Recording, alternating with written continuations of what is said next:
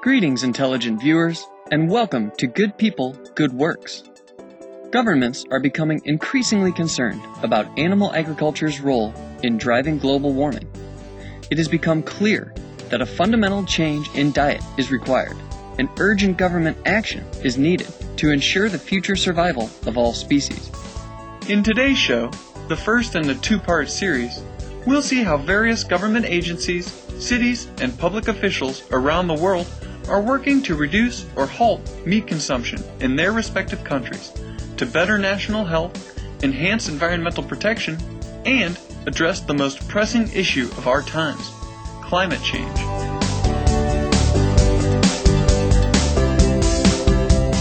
It's clear that climate change is a massively urgent issue. Scientists from the Intergovernmental Panel on Climate Change clearly agree that we've got to take urgent action over the next few years to reduce carbon emissions by a substantial amount and avoid the worst excesses of climate change and the effect that it will have around the world. The 2006 Food and Agriculture Organization of the United Nations report, Livestock's Long Shadow, concluded that livestock raising is enormously damaging to our biosphere, as it fouls our waterways and seas with huge quantities of animal waste, fills the atmosphere with tremendous amounts of toxic greenhouse gases, and consumes nearly a third of the Earth's land surface, with this invaluable space being occupied by intensive animal agriculture-related activities. Methane and nitrous oxide released into the atmosphere are 72 and 275 times more warming than CO2 respectively over a 20-year period, and these and other greenhouse gases from the livestock industry are rapidly heating our planet. Moving away from factory farming would really help us to tackle climate change, and there's a number of reasons for that. One of them is the deforestation that's happening in so many parts of the world, which is affecting indigenous communities and wildlife, but it's certainly increasing climate change as well. And one of the main reasons for deforestation is clearing land for intensive rearing of animals or for growing food to feed to those animals, when we know crop production is a far more efficient way of feeding people. So ending deforestation is one of the arguments, but of course the emissions from intensive farming, including methane emissions, are very substantial and have a real effect on the changes in the environment that we're seeing.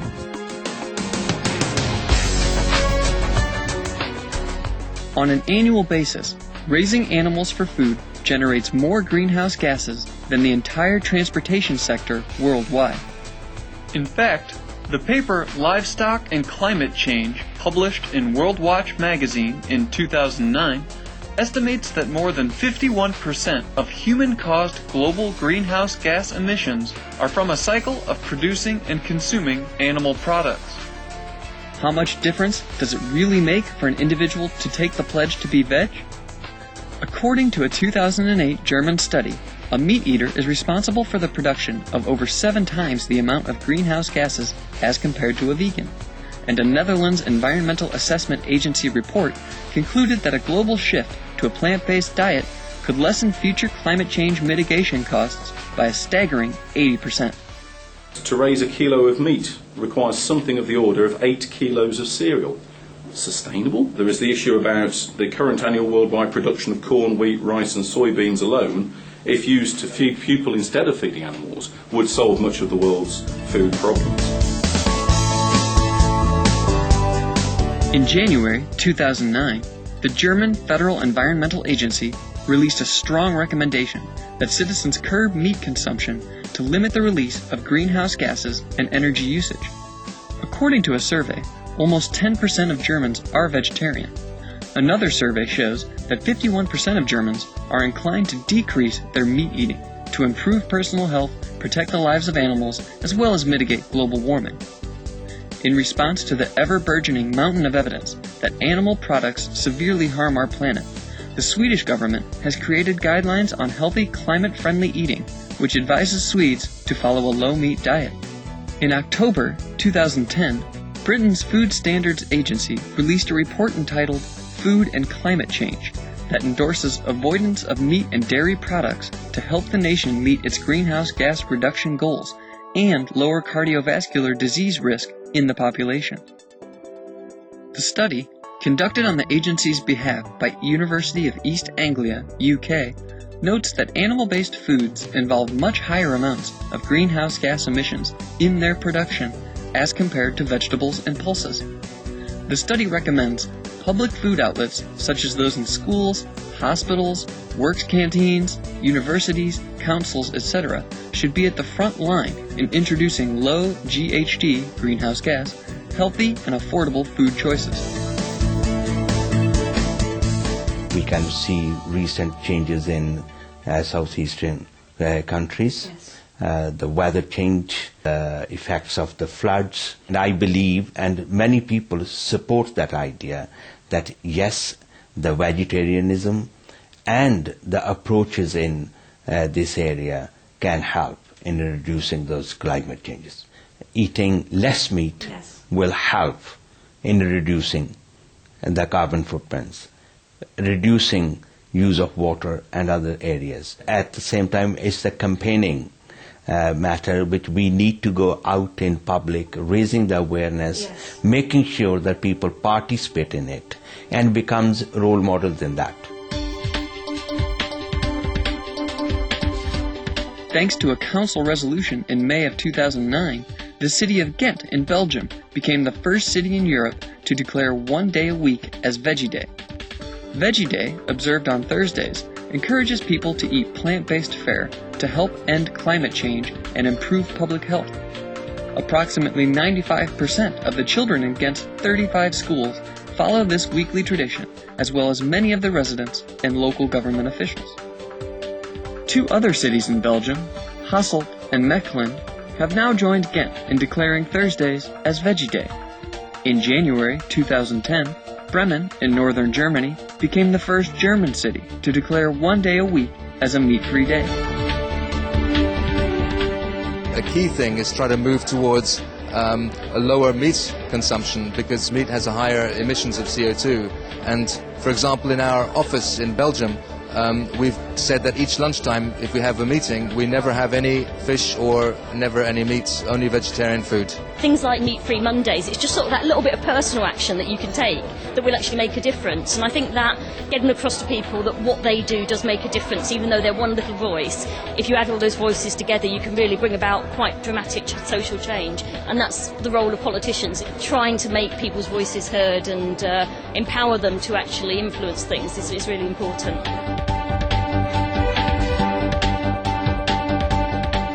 Ghent's forward-thinking Veggie Day movement has inspired many municipalities and even schools, universities, hospitals, and restaurants outside Europe to champion more helpful and compassionate ways of living. In July 2010, the first city in all of Africa, Cape Town, South Africa, officially launched a Meat-Free Mondays campaign to promote public health, better animal welfare, and halt global warming. A number of prominent non-governmental organizations in South Africa followed the splendid example set by Cape Town by declaring the start of South Africa-wide Meat-Free Mondays in September 2010. Sponsors of the initiative estimate that if every South African goes meat-free one day each week, 11,200 cattle, 2 million chickens, 10,000 pigs, and 22,300 sheep would be saved from slaughter weekly. In the Americas, the city of Sao Paulo, Brazil, began a day without meat in October 2010 with the support of organizations such as Vegetarian Magazine and Greenpeace to encourage residents to join the veg trend and preserve their precious environment. Inspired by his daughter Chelsea, who is a dedicated vegan, former U.S. President Bill Clinton has decided to follow a nearly all-vegan diet to improve his well-being for his sake and that of his future grandchildren. I went on essentially a plant-based diet, Mr. Clinton told U.S. news channel CNN in a September 2010 interview. I live on beans, legumes, vegetables, and fruit. I drink a protein supplement every morning. No dairy. Mr. Clinton's dietary changes have motivated many more around the U.S. as well as worldwide to adopt a more healthful and environmentally friendly diet. On his most recent visit to Formosa, Taiwan, in November 2010, Mr. Clinton shared his delightful vegan experiences with the president of Formosa, Taiwan, His Excellency Ma Ying-jeou, and both enjoyed a delicious, nutritious, plant-based meal together. Turning to Asia, former South Korean National Assembly member and current president of the New Progressive Party, Mr. No Hui-chan, announced as part of his 2010 campaign for mayorship of Seoul 5 public pledges, including a free, eco-friendly school meals program for the city's children. 축산 과정에서 나오는 그런 이제 온실가스 배출 이런 것들이 이제 환경을 파괴하는 측면들이 있습니다. 그렇기 때문에 이제 환경 보호를 위해서도 그리고 생태 환경을 유지하기 위해서도 채식이 굉장히 중요한 역할을 한다고 생각되고 뭐 그런 점에서 보면은 이 자동차 없는 날도 중요하지만 고기 안 먹는 날이 훨씬 더 중요할 수 있다고 생각되고. Sharing that he avoids eating meat himself as much as possible, Mr. No further stated that respect for animals is also an important determinant of a nation's progress. 채식은 좋은 환경을 만드는 데에도 결정적인 영향을 미친다는 걸 더 많은 사람들이 알아야 할 것 같습니다. 채식은 진보다! According to a survey conducted in mid-October 2010 in Formosa, Taiwan, by the government's Ministry of Education, approximately 86% of elementary, junior, and senior high schools on the island are offering plant-based meals to their students to promote healthy lifestyles and reduce global warming, with 3 schools now providing such meals 3 times a week. 我们会鼓励我们的小孩子的话，多吃一点蔬菜啊，多吃一点蔬菜的话，对小孩子的话健康来讲的话，它是一个最好的一条途径哈。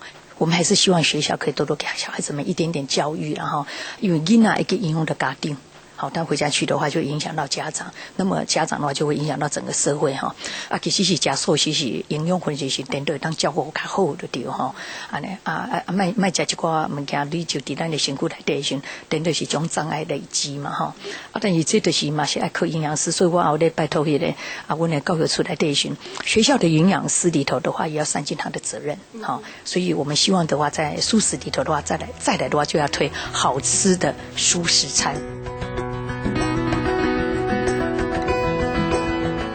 In closing, we share this encouraging message from Heri Zutiando, Mayor of Yogyakarta, Indonesia. Kepada masyarakat Yogyakarta maupun juga masyarakat dunia, pertama terus lakukan kita penghijauan, tanam pohon dimanapun ada tanah yang memang bisa kita tanami. Dimanapun tempat bisa kita tumbuhkan tanaman. Kedua, ayo kita manage sampah dengan sebaik-baiknya. Kemudian juga pesan saya, ayo kita kurangi polusi udara dengan memakai kendaraan yang memang tidak berenergi dari fosil dan menghasilkan polusi. Ayo kita bersama-sama juga saya ingin bahwa konsumsi makanan yang daging identik dengan kemakmuran itu sesuatu yang salah dalam pemahamannya. Kita beragamkan menu makanan kita. Ayo, be fact, go green, should save the planet.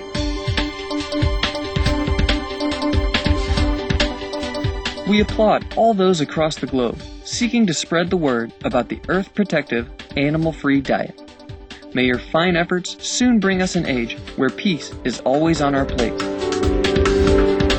Wise viewers, we appreciate your blessed company today on Good People, Good Works. Please join us again next Sunday for part 2 of our program on how governments are promoting vegetarianism. Coming up next is the world around us after noteworthy news. May our planet awaken now and switch to the wonderful vegan lifestyle. For more details, please see www.suprememastertv.com/GPGW.